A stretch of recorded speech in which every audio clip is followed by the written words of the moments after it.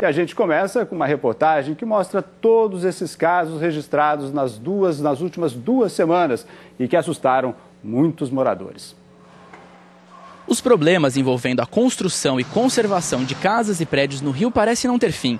A tragédia de janeiro ainda está na cabeça de todos. A minha casa também eu fico com medo, porque nessa área aqui é uma área praticamente de pântano, né? Então todo lugar aqui está sujeito a acontecer isso. O desabamento dos 3 prédios no centro do Rio deixou 22 mortos e 5 desaparecidos. A investigação da Polícia Federal concluiu que a culpa do acidente foi de uma empresa que fazia uma reforma dentro de um dos escritórios sem autorização, o que enfraqueceu a estrutura do edifício. A obra foi extremamente agressiva com relação à estrutura do prédio. É isso que está levantado nos autos. Depois dessa tragédia, as autoridades e até mesmo a população ficaram mais atentas aos riscos apresentados em construções. Foi graças a essa atenção e à denúncia de um morador que um prédio residencial, onde funciona também um shopping na Tijuca, zona norte do Rio, foi interditado pela Justiça há 10 dias. A Defesa Civil constatou uma obra irregular no estacionamento, que traz risco à estrutura do prédio. De repente você vir trabalhar e ficar com medo de entrar para trabalhar, porque o prédio todo está arriscando a ruir a qualquer momento, a qualquer minuto. Fica difícil para a gente. Uma nova vistoria constatou que no momento não há risco de desabamento, mas a administração do condomínio tem 15 dias para corrigir os erros. Caso contrário, o local será novamente interditado. Em Niterói, na região metropolitana do Rio, outro susto. Desde o fim da semana passada, mais de 40 famílias de um prédio na praia de Icaraí tiveram que deixar seus apartamentos depois que a Defesa Civil constatou corrosão em uma das colunas do condomínio. Até o prédio da reitoria da Universidade Federal Fluminense, que fica ao lado, foi esvaziado por causa dos riscos. Foi interditada essa parte aqui, os fundos da reitoria da universidade, e com uma forma de alerta para se evitar um dano maior, não só com o patrimônio público, mas preservação de vidas, que é o mais importante para nós. O problema apareceu durante uma obra dentro de um dos apartamentos. Nós fomos chamados, o engenheiro veio aqui e constatou que era necessário desocupar todo o prédio em função do que foi visto, identificado por esse pintor que estava fazendo uma reforma lá. Apesar de ser um prédio com uma construção antiga e bastante estruturado, tem bastante coluna, ou seja, uma distribuição de peso bem equilibrada, mas existe risco sim. As obras para escorar o prédio já começaram e só quando elas ficarem prontas, os moradores poderão voltar para casa. Esta semana o desespero foi na zona oeste do Rio. 21 famílias tiveram que sair de casa às pressas na comunidade de Rio das Pedras. Moradores ouviram estalos num dos prédios que só não caiu porque ficou apoiado no imóvel vizinho. Eu estava dormindo e escutei o barulho, um estralo horrível. Quando eu levantei, ele já tinha quebrado a coluna do meio. Aí levantamos todos assustados. 9 prédios foram condenados pela Defesa Civil e vão ser demolidos. Todos foram construídos à beira de um canal. O terreno é pantanoso e causa instabilidade nas construções. As edificações que não estão bem estruturadas, não suportam o peso, o seu próprio peso, elas começam a recalcar, a inclinar e apresentam essas trincas, essas rachaduras e podem vir a desabar realmente. Aqui em Rio das Pedras, a demolição dos prédios que foram condenados pela Defesa Civil começou na terça-feira. Mas enquanto isso, alguns moradores correm para retirar de casa seus últimos pertences. E o medo agora começa a atingir também os vizinhos aqui do local. Tá ruim, porque a casa tá baixa e a rua tá toda baixa. E eu tô preocupada, que eu tenho 2 filhos, uma menina e um menino. O menino é especial. Aí a gente não tem para onde ir, aí fica preocupado. Eu entro em casa, pego uma coisa e saio, porque eu tenho medo. Bem, gente, eu acho que o mais importante nesses 3 casos é que ninguém ficou ferido. As medidas foram tomadas, as providências foram tomadas antes de uma tragédia, né? Mas nós temos 3 casos aqui importantes, que uma obra botou o prédio em risco, o outro é uma coluna que não suportou aí o peso da estrutura, e o terceiro são residências que foram construídas ali sem o suporte técnico. Vamos começar fazendo uma análise aí. Primeiro, CREA, o que o senhor acha que está acontecendo? Falta fiscalização? O que está acontecendo com tantos casos acontecendo assim? Eu diria que tem 2 coisas principais.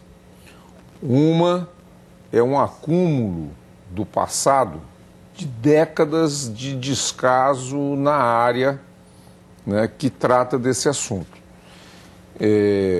Falta de elementos preparatórios, porque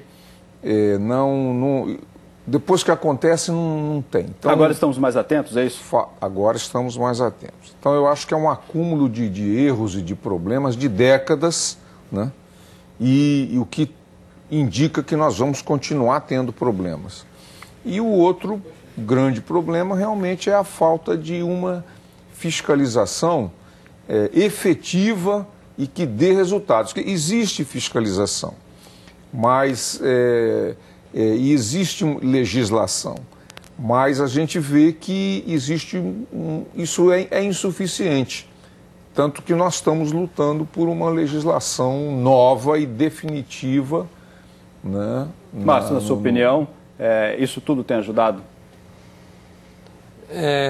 A Prefeitura tem trabalhado, após os acontecimentos lá da 13 de maio, no começo do ano, foi Vamos criado... lembrar que no 13 de maio, 3 prédios caíram lá no centro, várias pessoas morreram, né?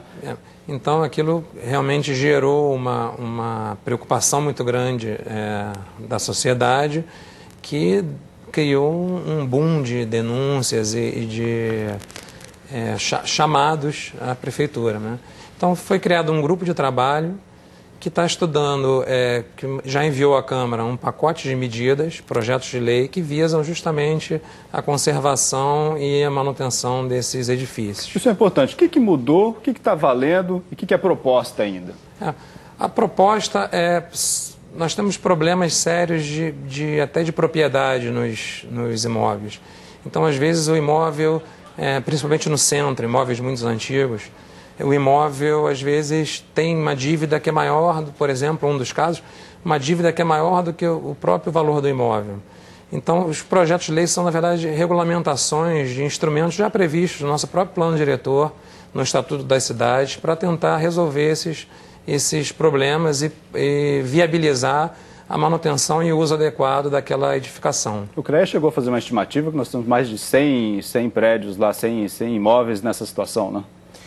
Fizemos essa estimativa num dos desabamentos no centro da cidade naquela ocasião e apenas alertamos que não ia cair 100 prédios de uma vez, eles iam cair sucessivamente ao longo dos próximos meses ou eventualmente no ano que vem, mas é um caminho quase que sem volta, tendo em vista o número de problemas acumulados ao longo do tempo. Bom, esse é um tipo de problema. Agora, o problema das reformas, o que está previsto aí?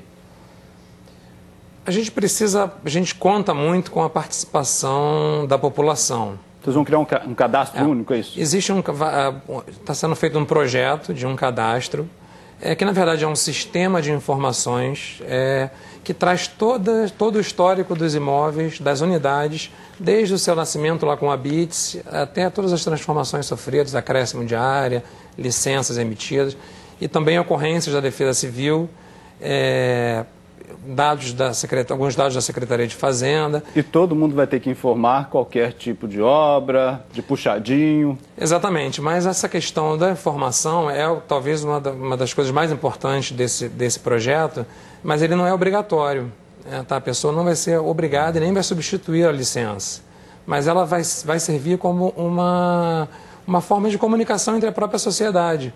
Então, por exemplo, se você está fazendo uma obra no seu apartamento, você vai poder comunicar através desse sistema e isso vai gerar um relatório que pode ser enviado ao síndico, e se o seu vizinho entrar no sistema, buscar pelo seu endereço, vai aparecer que você comunicou uma obra que não depende de licença, que você tem ou não um profissional responsável. Isso é importante, tem muita gente que tem dúvidas sobre isso. Nós vamos fazer um breve intervalo, já nós voltamos para tirar as dúvidas dos telespectadores. Como identificar se eu moro numa área de risco? Como denunciar construções que oferecem risco?